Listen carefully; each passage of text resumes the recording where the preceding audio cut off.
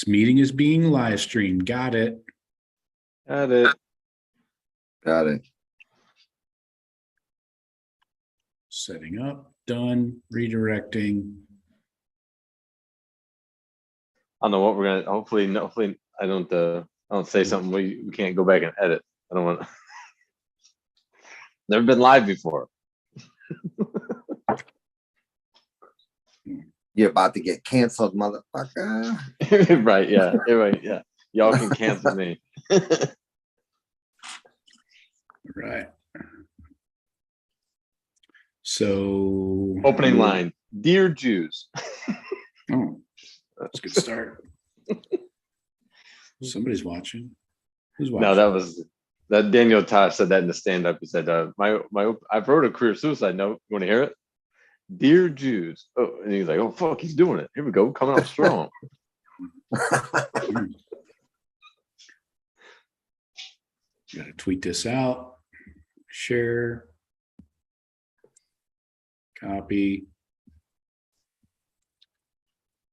Yeah, bro, I didn't get off work yesterday till like 4, man. I would have hit you up and got on with you, but how'd that go? Oh, it was pretty quiet, but made it through. We had 10 people. There you go. Did a poll. My poll question was, would the Buckeyes score over 50 tonight? A lot of idiots voted on that poll. Right. So what are we looking at here? Just trying to get our view corrected since you guys are not. Hey, Joe, can you tonight will you revisit our players in focus? Yeah. Perfect. Yeah, definitely. It's on the docket. All right, cool. All right, ready? Let's do it. All right, fuck it. What is up? We are back. It's fucking football season. We finally got a game under our belts. Oh, felt so good last night. Went a little late for me, but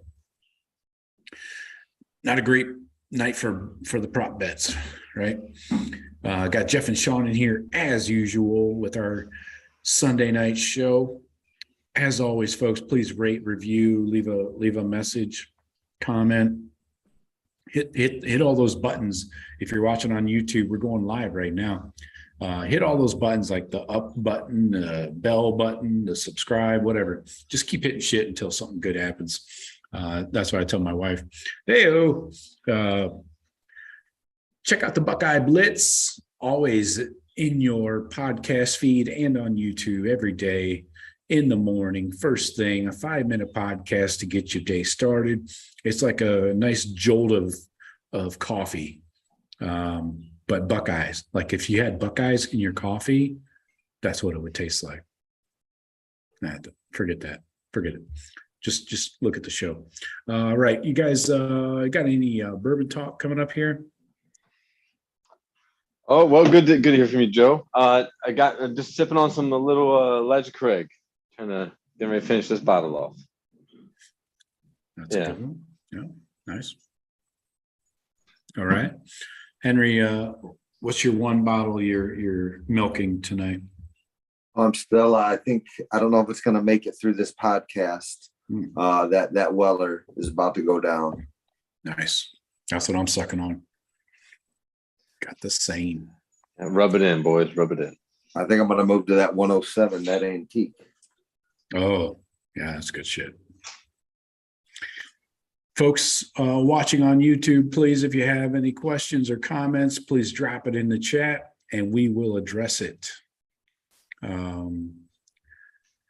What else? Let's get into, we're going to talk Notre Dame post game and get you ready for the Arkansas State game next week. Kind of a tight one last night, you might say. Toughness finally showed up in the second half. First half, I was asking where the toughness was because all I saw were dudes laying on the sidelines on bikes or stretching or whatever. And it seemed like a lot of dudes went out of the game. you guys have a quick overview, a quick take, Jeff, on the game? Just not a specific play or anything, but a broad overview. I did notice the same thing you were noticing, where shit, we got another starter's gone. Another guy's out of the game. But I like a lot of what we saw. I'm very impressed with the defense. I think we got some studs on that side of the ball that we're gonna be able to build around. I think we're a solid game overall. Obviously, a lot of missed opportunities and things to work on offensively, but overall, I don't know where that spread came in at 16-17. It played like a 2 versus 5 game, I would say, more than it did a 17-point spread, tune-up game. But Yeah. I'm pleased overall because the defense showed up. I'm more pleased. I feel better about us winning that way than I do 45-32, something like that. So, yeah. Shawn, you got a quick takeaway from the game? Yeah, I think offensively, it's Jitter's first game a little bit.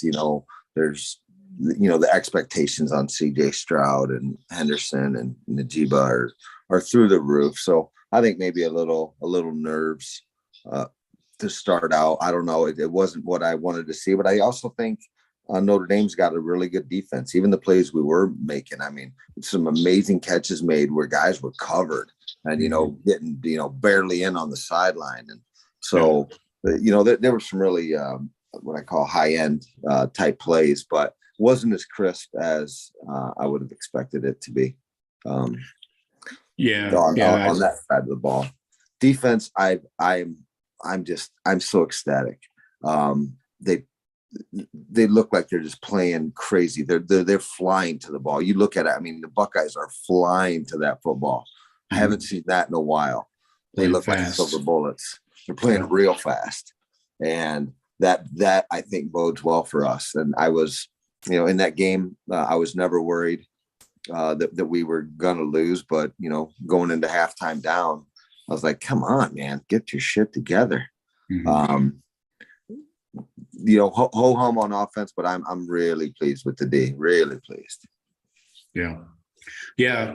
I felt the same way. I made some notes during the game and stuff, and I tell you what, though, I really felt in that second half the toughness really showed out in the end of the third quarter, that drive on offense, and the drive in the fourth quarter where they went 95 yards and killed like half the quarter.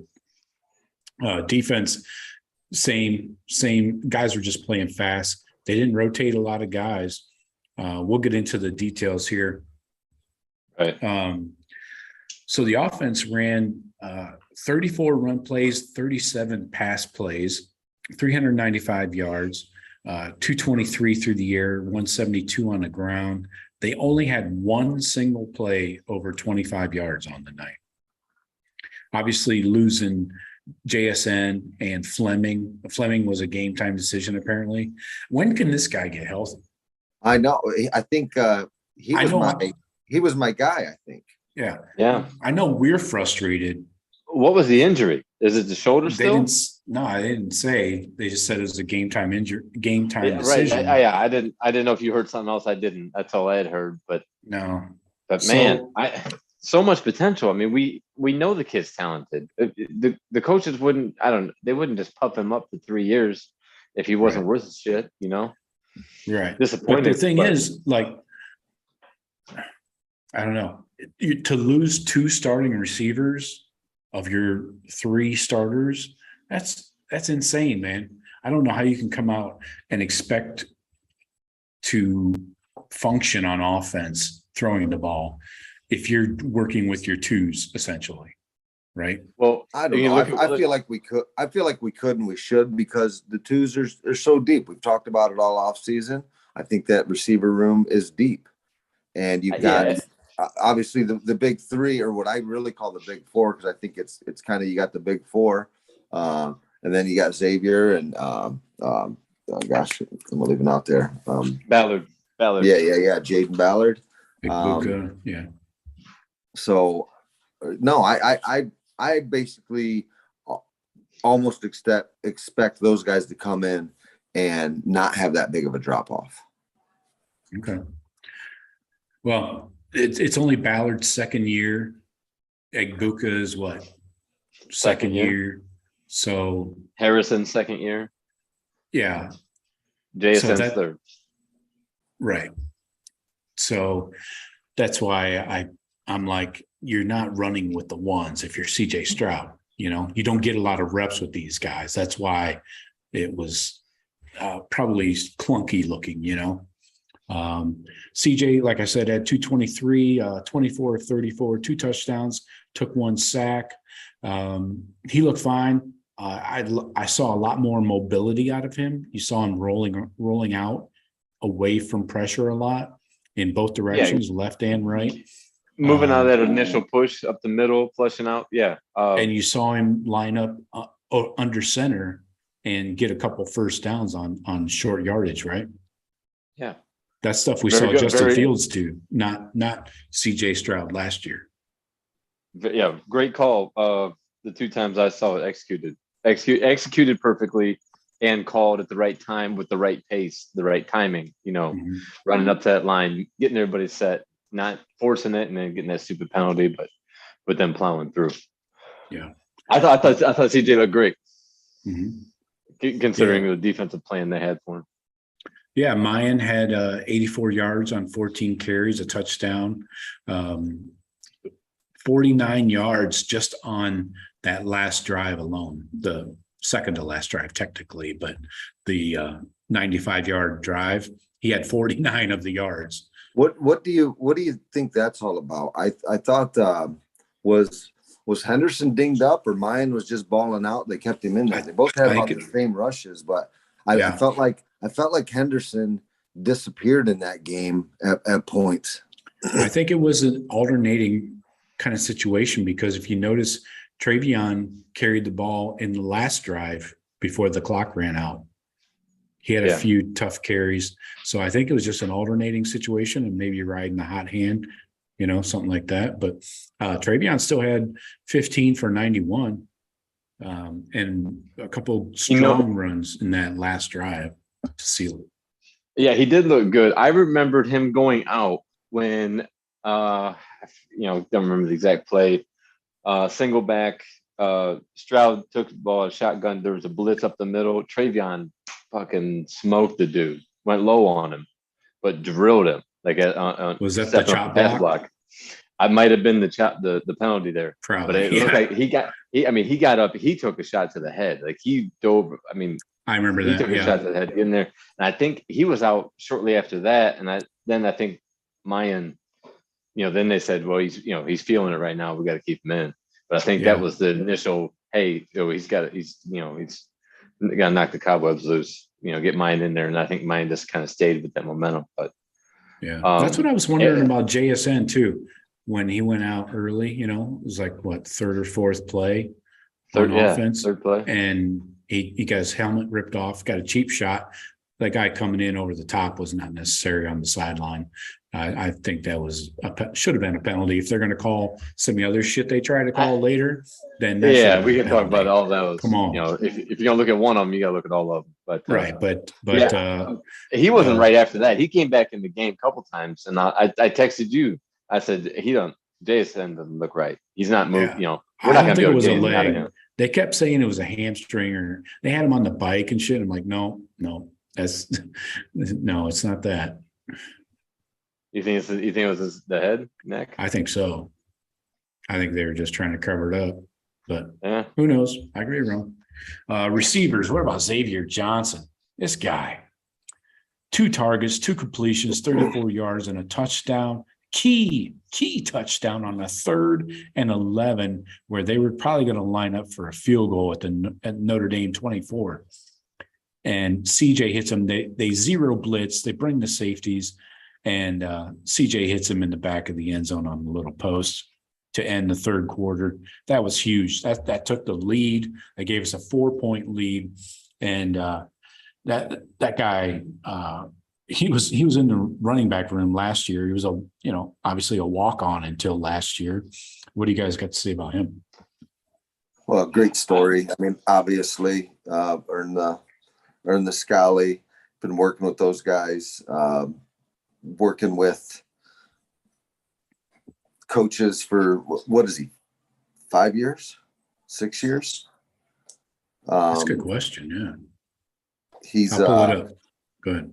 It's nice. I don't know, just good for him, man. Hard work pays off. Yeah, Cincinnati kid. Yeah, he's looked great in the last couple of spring games. We see him flash in spring games. Like, oh yeah, they got this guy. Look at this guy. Look what he's doing. X gonna give it to you. But great to see him get out there, make a play. Absolute dime by CJ, had a guy hitting him right in the face. That wasn't looked at or reviewed either. The shot that he took to the face, but nonetheless, perfect pass. The one time that CJ saw the safety coming, he was able to hit him on the post. Mm-hmm. Great pass, great catch. And then Xavier, the best part about it, he comes down as a gunner on the kickoff team and fucking smokes dude at the 10. Yeah. Next play. Yeah, that was awesome. Dude's a baller, man. The rest of the wide receiver core, not super impressive. Emeka stepped up a little. Marv kind of let me down. Only 6 completions on 12 targets. He's not getting separation from the defensive backs. I know that this is probably the toughest defense we're going to face until the Michigan game, but he needs to get separation. A lot of balls were like, I don't know. He didn't seem comfortable out there. He dropped that touchdown in the first quarter when he came down to the ground on that fade route. Beautiful ball in his hands. Yeah. Had the 57 yards. Emeka, 11 targets, 9 catches, 90 yards, and a touchdown. I thought he was really going to explode. I thought this might be his coming out party, like big time, but they kind of spread it around. I mean, hold on a second, man. Go ahead. 9 for 90 and a touchdown. You don't think that is a coming out party? Not to mention returning kicks. I mean, Emeka, I think, balled out. Okay.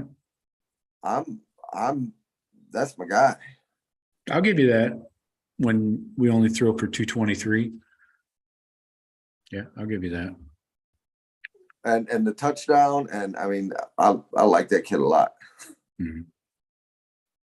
O-line, what'd you guys think about the O-line? You had 1 sack allowed. Paris allowed 2 pressures. Donovan on 2 pressures. Travion, pass blocking has to improve. Besides that chop block, he allowed 2 pressures alone. That's got to get better. Yeah. But other than that, I mean, they kept CJ pretty clean. They did, like we talked about, a lot of rollout, so that definitely helps. Flipping over to the defensive side, Jim Knowles said that they kept things rather basic in this game, so the players could play fast. As we saw, it's pretty eye-opening and obvious on the screen. They didn't do much with the jack position, so Jack Sawyer didn't have a huge impact. They have a lot more they're going to kind of open up as the season goes on. They held Tyler Buckner to 10 of 18, 177 yards. 30, what do you have? Oh, as a team, they ran it 30 times for 76 yards, 1 touchdown. Receiving 10 catches for 177, no touchdowns.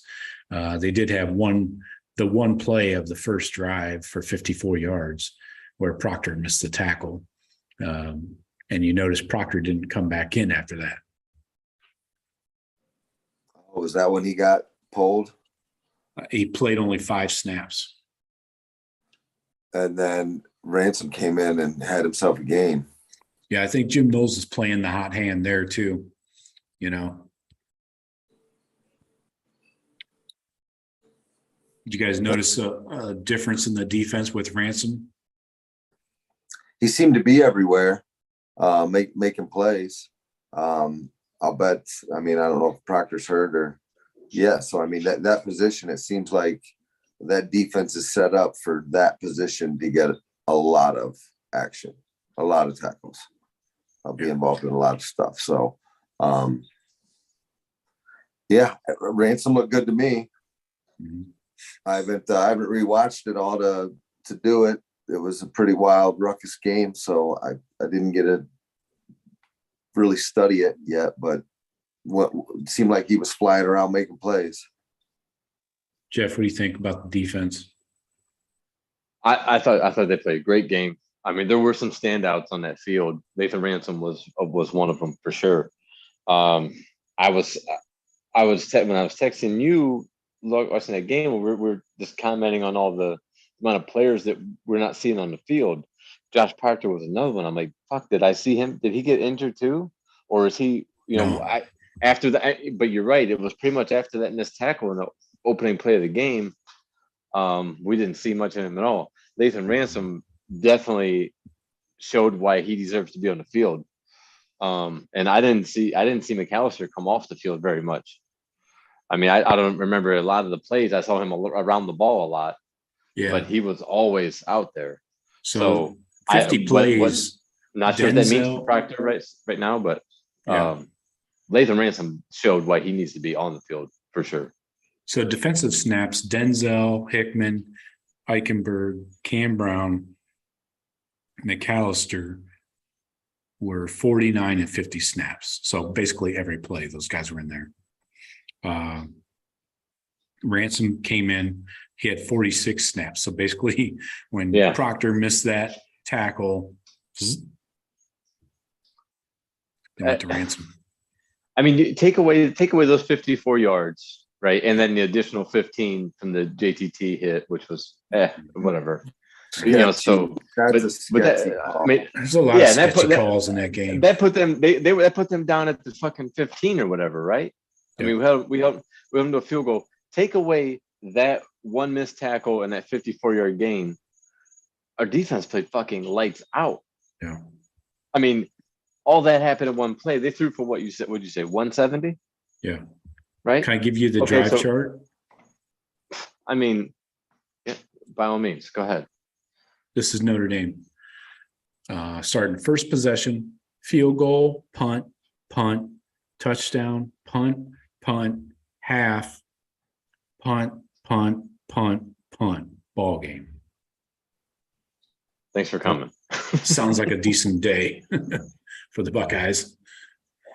Yeah, I mean, what more can you ask for? You can say about forcing turnovers and stuff, but Notre Dame's a good team. They were very well coached. I thought they had a great game plan. They didn't make any mistakes, but we just had to play great, and we did. I thought the defense, you couldn't be much happier about what you saw defensively. I mean, except for like the crazy turnovers, pick sixes and shit. You're not going to get all those against top 5 teams or top 10 teams. So three of those punts were 3 and outs too. Yeah, the others were like 5 and 6 plays. I mean, we gave up one. The touchdown drive was a long drive. I want to say 9-10 plays, something like that. That we gave up about 80 yards, 85, 87, 87. Okay, but that's one. Mm-hmm. Did you give up one of those drives a game? You're giving. Well, that Salerno guy made a circus catch for 30 yards, falling on his back. Why does it always happen to us, Shawn? We notice this a lot, right? Seems like this always happens to us. Some dude makes circus catches over the top of a defender, falling down on his ass, and pulls it down for 30 or a touchdown. Oh, I know. We were watching that game, and I'm like, oh my gosh, this is what happens in an upset. These types of things. Like, how does that ball land in his gullet? Seems like Penn State is the giver or the gifter, the acceptor of the gifts many times. And I mean, that tight end's a stud of theirs, but he fumbles and it basically is right there in front of him. And then that one hand behind you kind of grab up the middle. Mm-hmm. And that was their backup tight end. They made that one hand catch. But yeah, you're right. Like watching that, and there was a bunch of tip balls off of their hands and stuff that we were just just out of the reach for. So like we definitely didn't get any bounces our way. They got a few that could have been, you throw a ball across the middle and it goes up in the air, deflected. A lot of times that's getting picked, and we were just out of the reach and diving for it and stuff. Yeah. Mayer only had 8 targets and 5 completions for 32 yards. 5 for 32, yeah, and he had the one big play when he kind of bodied Cam Brown, and then broke a tackle. But he's a top 10, top 20 pick in the draft. I'll take 5 for 32 all day long. I think we great game plan. We mixed up a few guys on him. I thought overall Cam Brown played great on him. Yeah, you typically don't want a corner on a big ass tight end, though. I thought Lathan did the best. Lathan allowed 1 completion for 6 yards. He had 7 tackles. But starting up front, I want to talk about the front. Mike Hall, have yourself a day. Jeez. 3 pressures, a sack, a hit, a hurry, 2 tackles. He was feeling it, man. Was he second string, or did we have him on the 3D? 3. Last year? He's like the number 5. Like we thought. We thought. Yeah, I talked about him in our 2D discussion on the defense. He looked unblockable. Yeah. He literally was going side of the shoulder pad on that center and just throwing him left to right, with the fucking hand slap.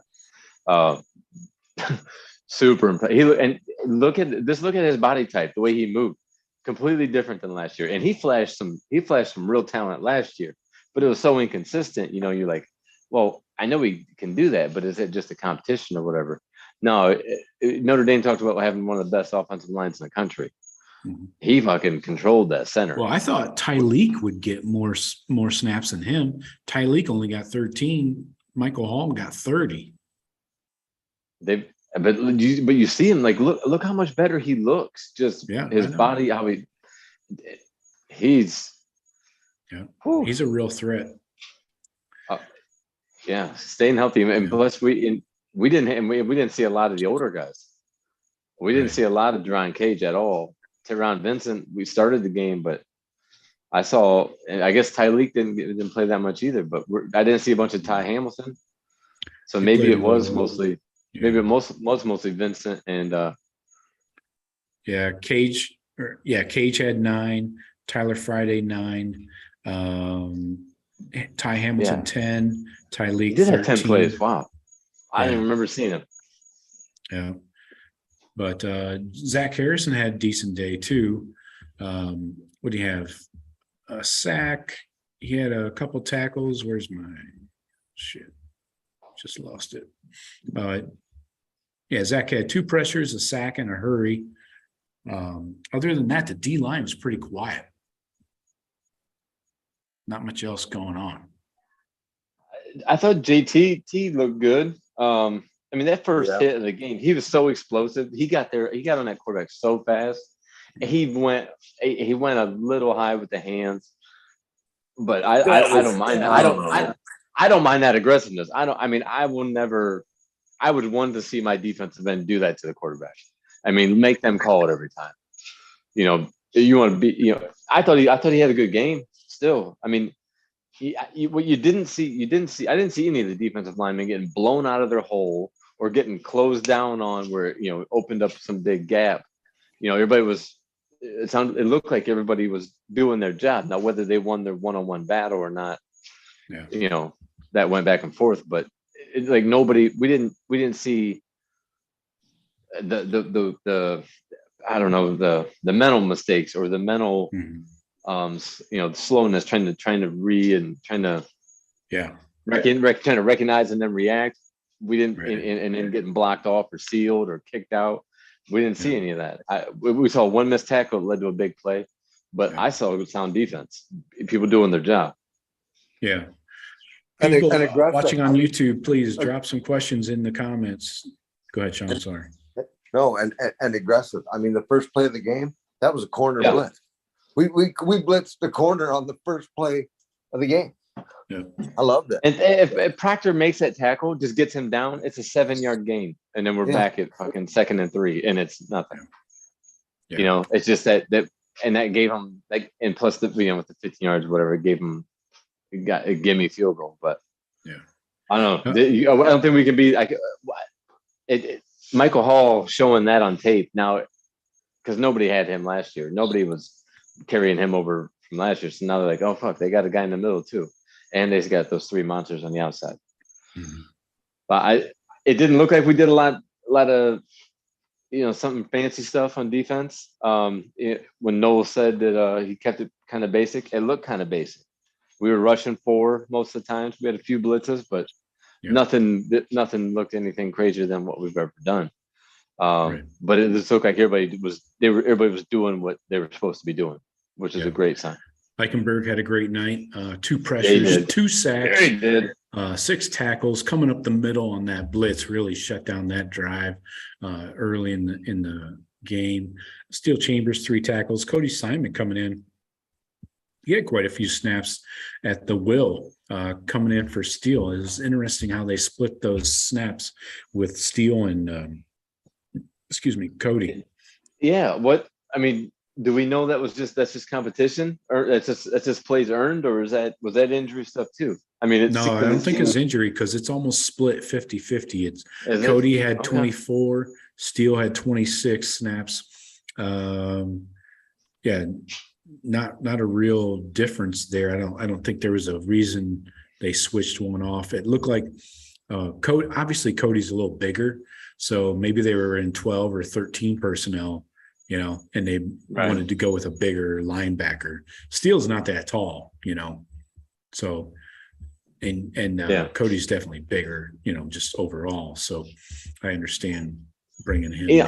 At times Cody Simon was our best linebacker last year, I thought. I thought that was clear.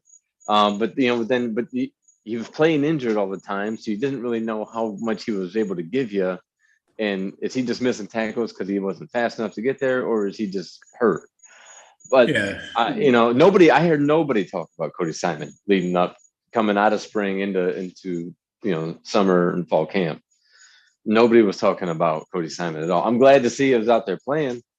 I think he has just as much as potential as the rest of them. But I don't know what I don't know out thing, going forward. Maybe somebody's going to take the reins and get the bulk of the snaps there. That would make sense. If you're saying that the snaps are almost split 50-50, it's like they're saying, all right, here, we'll give you both equal playing time. Let's watch the tape. And I would be interested to see who graded out ahead of who, Cody Simon versus Steel Chambers. They put grades out already? PFF does. Steel Chambers overall had a 77.2. Cody Simon 66.2. Okay. What did Eichenberg have? Eichenberg 89,000. 70.6 overall. Really? Yeah. But he made impactful plays, whereas the other two we didn't get. Steele made a great tackle in the first opening drive on Buckner down in the red zone. Great place, running to the ball, pursuit, making a stop. But Eichenberg made timed blitzes, tackles for loss, that's momentum plays. Steele's tackling the guy right at the line of scrimmage technically is not a sack, but it kind of is, because he tackled the guy right at the sticks or right at the line of scrimmage. So it's like, okay, a yard less and he'd be like an 80%, or where that referee says his forward momentum was, that's always it. You're right. It's somewhat but negligible. PFF can't tell you everything. They try, but I guess they can try. But I thought Eichenberg he jumped off the screen as one of the guys on defense that made it was an impact player. Like I say Michael Hall, Eichenberg. You got to remember, Ransom, like those guys flashed. One thing Jim Knowles says, he said this like a week or two ago, is that he doesn't like rotating a lot in the back 7. He lets Larry Johnson do his thing with the D line, but in the back 7, the linebackers and the secondary, he doesn't like rotating a lot. He says he likes to use one extra linebacker and then one extra safety. That's it. He wants dudes to get in the flow of the game. And unless you're tired for some reason or you're hurt, he doesn't like to rotate like 6 safeties or something, I'm I sure agree. I agree with that because I mean, you do got to, you just come in that first snap. It's I don't know. I want to get into it and be on and off the field And well, those safeties and linebackers, you're the whole time, Shawn, you played defense like I did. The whole time that before that play starts, you guys are dissecting and you're trying to figure out, you're looking at the formations and everything. That can only help you if you're out there consistently. For series after series, you're seeing that offense come out. Where that tight end. I would think you just get the feel for it. You get the feel for this guy's coming out. This guy's coming out blocking hard. This guy's, I can tell they're pulling right on this. Look at the guards now. See where they sit. Every time they sit like that, they're pulling left or, yeah. So I totally agree with playing the limited amount. This being the first game, they're still trying to figure out playing time. Like, with just Simon, maybe Proctor and Ransom, Simon and Steele, so they said, right, well, let's split the snaps. And I think D-line. So next week will tell us a lot what the rotation is. But even there, I mean, I don't want the D-line doing it unless situational and you're putting in some type of rushman package. Let them out there for a series. Let them get into a bit of a flow. The other guys, I mean, linebackers and safeties, when you're going from a run D to a pass D or something like that, obviously you're going to have a little different personnel package. But yeah, it's probably only 1 or 2 guys that you're going to be swapping out. Yeah. Court did not play at all. Must have been an injury. That was another name I was going to mention as well. Because I expected him to cover Mayer for the most part instead of Lathan. Well, we heard some so-called insiders that were pretty much almost speaking it into existence. Leading up to the game. Nuggets. Not talking about anybody particular, but you hear chatter. Well, Court Williams looks like the ideal matchup. Maybe not. Maybe he's not. Maybe I think it's probably an injury if he didn't play at all. I mean, Proctor at least played 5 snaps. I guess Julian Fleming, and I noticed to just get back on talking about injuries, he was fully dressed on the sideline. Like he has pads on. He probably went through warm-ups. Yeah, I would think that if you weren't going to play, you would want to just wear your jersey or whatever and be in street clothes. Mm-hmm. But because it always raises this question: well, why didn't this guy play? Since they don't report any injuries, like in the NFL, they don't have to report anything. So, we're just stuck guessing. Well, why didn't he play? Oh, why didn't he play? Yeah. Was it a matchup or was it disciplinary? Was it an injury? When does the media get to ask Ryan Day those questions? Right after his game, they did, and he said about JSN and Court. He said that we hope to have them back this week. Oh no, I was talking about Fleming. He didn't even talk about Court. I don't know why nobody asked. Maybe that was on the availability report. I don't know. I don't remember seeing that tweeted out. But still, part of the problem is that availability report, sometimes it just says active, not active. I mean, it doesn't it's not detailed at all. So all that does is cause people like us and in the media, to just, nothing to explain. So we can just run with all these different thoughts and, different storylines that may not be anywhere close to being true, but you get people just to start thinking down a path. Yeah. Well, that's not exactly helpful to your team. If it's not the case at all, and a kid reads it, well, these guys talking like they think I was suspended or something. Well, I wasn't suspended. I have a tweaked knee. Well, because they're so guarded of the information. I just hope it never gets to that point where people got to go back and set stories straight. That we finally got the information we needed. It wasn't actually. Court wasn't on the availability report in either direction. So so that would tell me he didn't play because coaches didn't think he should play. Yeah. Weird. Which so let's finish up this. He's a captain. I don't know what happened. I know it is weird that a captain would not play one single snap. Denzel, 6 targets, 3 completions, 66 yards, 1 pass breakup. Cam Brown, 3 targets, 1 completion, 17 yards. Ransom, 7 tackles, 1 completion, 6 yards. For comparison's sake, I threw in Proctor, 5 snaps, 1 completion, 54 yards. Ronnie Hickman, 3 tackles, 1 pressure, 1 hurry, 1 target, 1 completion, 0 yards. That's the secondary. Pretty solid outcome. I count up 7 completions on 24. Yeah, 24 attempts. 22 attempts. Yeah. So penalties were an issue, 7 for 75. Some really untimely penalties really hurt us on defense, especially. And I think we had a couple on DeWand, which is par for the course. He's become our who's the dude? JB Shoeguards. He's become our JB Shoeguards of this 2022 team. We all remember him, right? Oh yeah. Yeah. Good for 1 or 2 a game. Score predictions. Nobody was even close. No. This was, not good.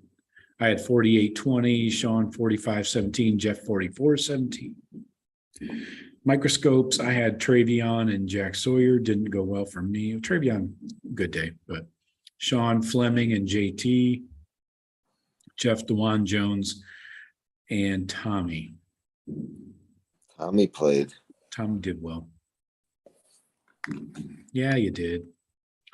Yeah, Fleming, I'm glad someone saw. I had a spotlight on him. I didn't even see him at all. At least Jeff saw him on the sideline. Yeah, that was the extent of his camera time.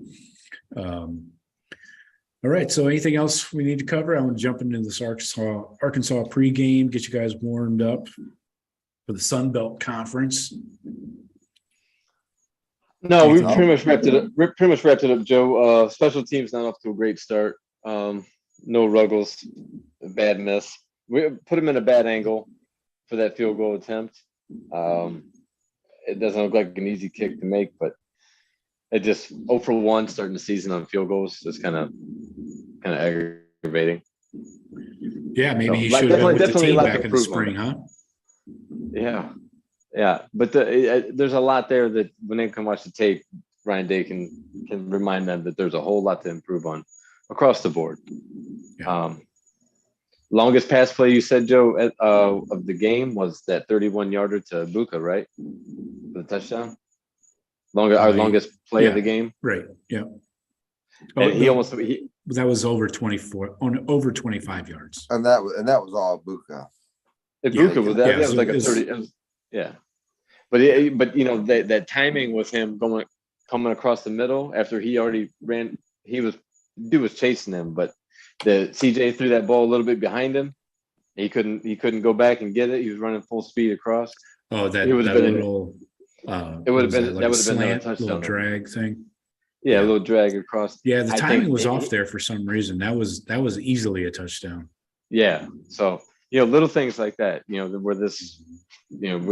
where we could have jumped that lead a lot bigger, but yeah, all in all, I'd say I think Ryan Day's super happy because of the way they were able to run the ball when they wanted and the way the defense played. Definitely that fourth quarter, getting that second touchdown, in back-to-back drives, they went 2 touchdowns there to seal it, take the lead and then seal it, make it a 2-score game. That was huge. So, all right, let's get into this Arkansas pregame. We're not going to talk too deeply about it. I'm going to lay out a bunch of stuff. If you guys have an input, I'll pause after a few minutes and you guys can give me what you got. You will be surprised to know that Butch Jones, former Nick Saban coffee bringer, and maybe Little Debbie bringer as well, is the head coach in his second year. He was 2-10 last year in the Sun Belt, and we know The fun you're- belt. Yeah, if you're into it. Yeah, depends on how you wear it. Former Tennessee coach too, as well. Yeah, right? former head coach at Central Michigan, Cincinnati, Tennessee. He brought in the number one recruiting class in 2022 in the conference. Anyway, I didn't want you to think that was nationally. Somebody is shooting off fucking fireworks right now, right outside the fucking window. This is not the 4th of July, people. Did you guys hear that? Yeah, live from Baghdad. Joe Warwick on the scene. Yeah. So anyway, Arkansas State's 0-10 all time versus the Big Ten. They have become transfer U. These guys have brought in some dudes. You're going to recognize some of these couple names. They're averaging 395 last year on offense, 25.3 points a game, 5 returning starters. Check out this guy, the starting quarterback. Stop me if you heard this. Former Florida State quarterback, James Blackman. No, Yes. he's not. I thought he was in jail for sure. How's he still have eligibility? Well, he's been around a couple of years, but he ain't been allowed to be playing in the last couple of years. So Yeah. I mean, just because you're around for 7 years, you might only been eligible 3 of those 7. Right. I honestly thought that dude was in jail, out of school, locked up somewhere, like drug kingpin, dragnet of some kind. They got 4 returning offensive linemen. Check out the running back. Brian fucking Sneed transferred in from Austin P. Former pride of Tampa Armwood High School. Hard to believe. He lasted about 6 months on campus. Then he got an assault charge, right? Am I remembering correctly? I think it was a little more domestic than that. Gotcha. Not sure it was legit, but we know how these things But go. it was one of those things. Urban, like he's like, I can't. My hands are tied here, man. You can't. It probably looked real bad. He's like, you got to go. Yeah. But he wasn't here long. He came in highly touted, but Yeah, he was not. Yeah, 4-star. He went to a JUCO. I think he went to one of those Iowa directional schools. Then went to Austin P, and now is at Arkansas State. So, like I said, this is the transfer U. As a team last year, pre Brian Sneed, they rushed for 82 yards a game, 2.8 yards a carry.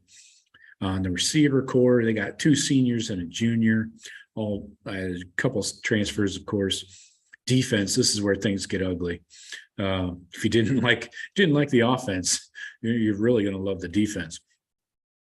Averaged 506 a game last year, 38.5 points a game, still with 5 returning starters off of that team. They were bad early in 2021, but they did get better, believe it or not, averaging 506. 264 rushing yards a game, a 6.4 yards a carry. Good depth on the D line, 4 returning linebackers. Got a Bama transfer at safety and 2 returning starters at corner. That's all I got for you. That's the extent of my depth. Thank Phil Steele for that. Okay, thank you, Phil. Did he happen to mention where they're picked in that conference this year? Oh no! Like they're pretty like what's the outlook comparative to them with the other teams? Well, last year they were 2-10, 1-7 in the conference. But he had the number 1 recruiting class, so he's got a young squad. Maybe a lot of freshmen playing. But he has a maybe lot of transfers. Yeah, and a lot of transfers.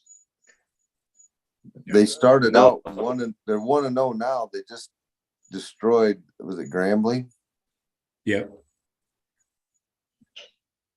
Grambling. Nobody goes to Grambling. 58-3. They beat Grambling. So, riding high. Well, it tells me they're better than probably last year. If they got these dudes that came in, they've got some dudes that they brought in. I'll bet they're better than 2-10 this year. I would think so, yeah. But they're it sounds like at least they got some. Saturday. Exactly. It sounds like they have a few athletes but they have no. I mean, obviously they're not going to have any depth, but they may have a few guys that would give us a good comparative look. You know what I mean? Like maybe a receiver. They got a running back that's, a Power 5 level running back, talent wise, maybe. Maybe and their quarterback, he's an athlete. He can move around a lot. So at least I'm saying this, it's going to be like maybe a worthy tune-up. They had a receiver that had 7 catches for $122 and a touchdown. All right.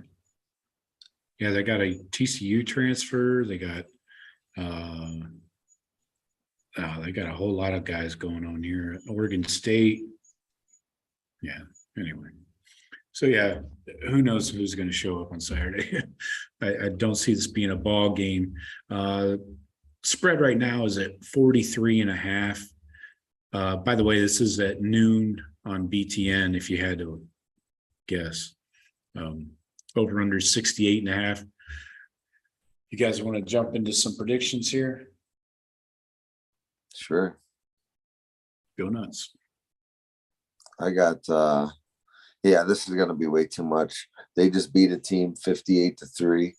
It's going to be very similar to that score. They're about to get flip-flopped on that. I got Buckeyes 59-10. Boom. I like it. And then based on that, I think the offense is going to go off. I don't think the offense got done what they wanted to, and I think it'll be pick your score. We could score into the 60s easily, I feel. Yeah, I agree. This is going to be a get right game for the offense. A little tune up. Jeff, what do you got? Just to break it up, what did you say the over under was? 68? Yep, 68.5. I think I'm going to take the under, and I'm going to go 52-6. 52-6, okay. Very close to but yeah, that could be 49, and that could be 60, 68. You're right, Shawn. I think I don't think we don't see our starters in the fourth quarter. Maybe a series. Ideally, a series in the third quarter, come out second half, run a series, score, call it a day. That would be the ideal game plan. So hopefully that's the way it goes. And then I'd like to see that our backup quarterbacks get in there, start ripping the ball around, have a little fun. Mm-hmm. That'd be nice in the second half. Okay. Yeah, I got virtually the same as you guys. I'm going 52 Niner. I'm throwing a Niner in there. I think CJ's in for 2.5 quarters, and then you get Kyle in there, and maybe even Devin shows up in the fourth quarter. Oh yeah. Let's see. Hell, Quinn Ewers got a couple of snaps last year in a few games. We can get a proper third quarterback to some time. Won't break my heart if JSN needs to sit out a week. Not going to hurt anything. Let's get him right for the Wisconsin game coming up in 2 weeks, and be smart. Yeah. Oh, I mean, if there's any hiccup or any type of one person in the room saying, I don't know, I'd like to see him rest, fucking rest him, because it's not going to prove anything to play a half against these guys. You know what I mean? Mm-hmm. We can run the ball. We proved last night that we can run the ball against Arkansas State for 400 yards if we want it. Yeah. So yeah, by all means, if there's any hesitation or any lingering with him, he better sit. And Buckeye Nation should have the sense to know that. Big picture. We don't need big stats every game. We're not playing fantasy league here. Exactly. So let's do our microscopes real quick. Shawn, who do you have on offense? I'm going with am I allowed to do this? I'm going with Stroud. All right. I think he like I said, had an okay game, but not a Heisman level game by any stretch. So I think this is pads his Heisman resume. I'd say, 3 minimum, possibly 5 touchdowns out of Stroud. Maybe one of those on the ground. Jeff, what do you got on offense? Well, I'm gonna stay consistent until he fucking straightens up his shit. DeJuan Jones, you need to play a better game. He can maul people in the run game, but holy shit, is he still having trouble with the rush and the penalties? Come on, man. DeJuan Jones, you're a senior. A lot of scouts, they didn't get a good impression of you last night. Show them a better one. Scouts at that game from the NFL. Yeah, and there were some teams that didn't send anyone though. Figure that out. Some sent two, some sent nobody. There's easily 20 pros they saw on that field last night. Yeah. Over the next 2-3 years. But anyways, yeah, DeJuan Jones, get your shit together, pal. All right, I like it. I'm going Marvin Harrison. Let's see some separation. Yeah. Let's see some separation from the corners. You're a freak. I mean, as it's been posted on the freaks list. So let's see some of that freakish ability, please. Thank you. Shawn, who do you have on D? On D. Let's go. Let's jump on the train and get on that Lathan Ransom. Oh, he had such a game. Let me see if he can keep that intensity up. I feel like it's going to be really good for our team that we opened up with Notre Dame and obviously got to win. We already played some big smash mouth football week 1.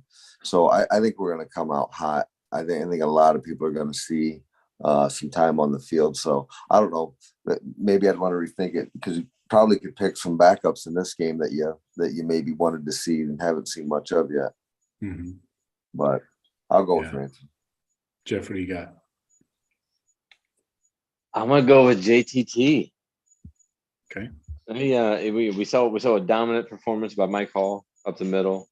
Now let's see. And I was thinking about picking Sawyer, but if Knowles if he kept it kind of low key against Notre Dame, we're definitely not going to show anything or get exotic against Arkansas State. So we might not see plays that he would be putting Jack Sawyer in to excel so much in his different exotic looks. So JTT, he's in there at left defensive end all game. Go have you one. All right.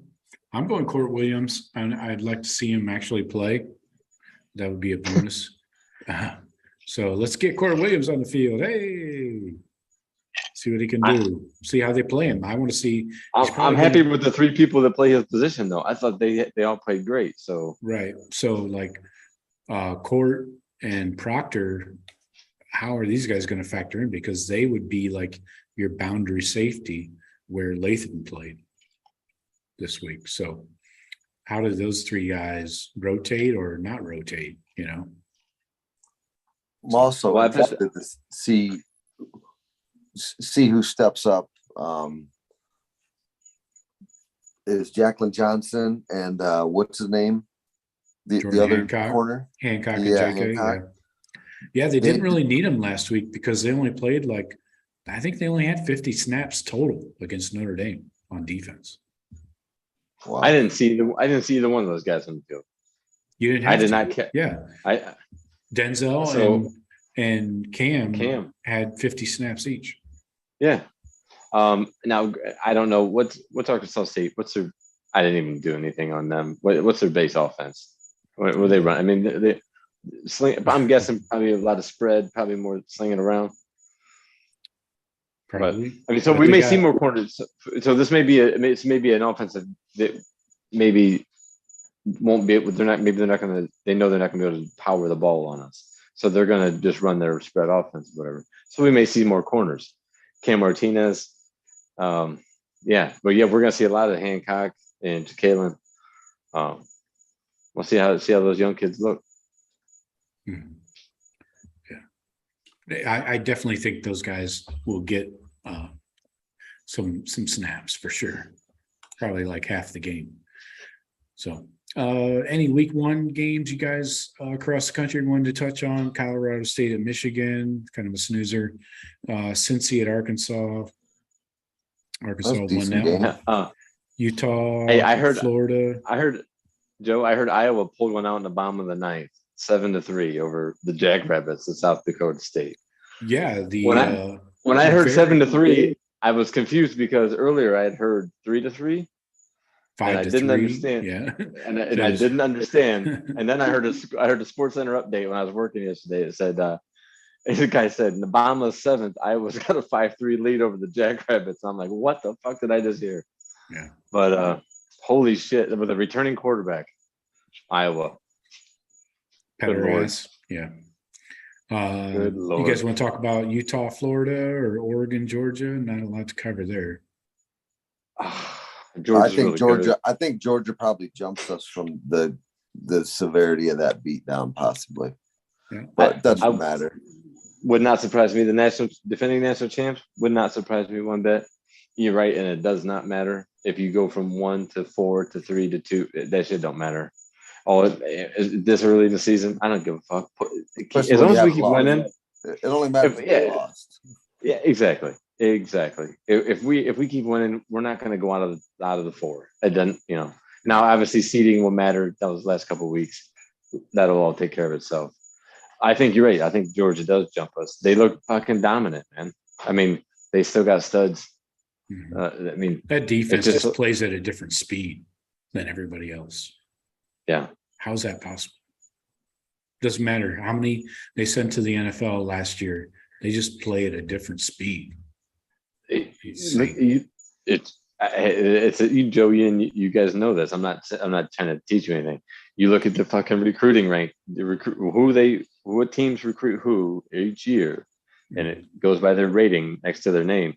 And every year you see Georgia with 12, 10 to 13, 14 of those defensive studs. They're all 93s, 94s, and higher.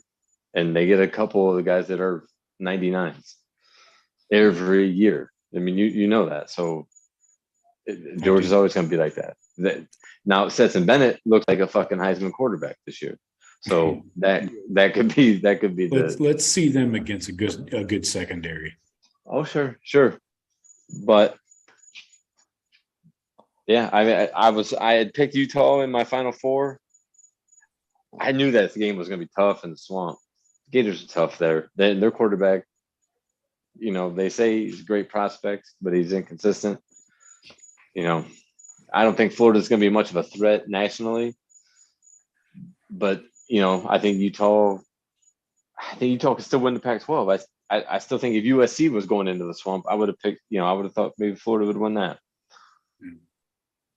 But you would think take Utah, still take Utah out. A one-loss Pac-12 champ probably won't get in versus a one-loss Georgia maybe.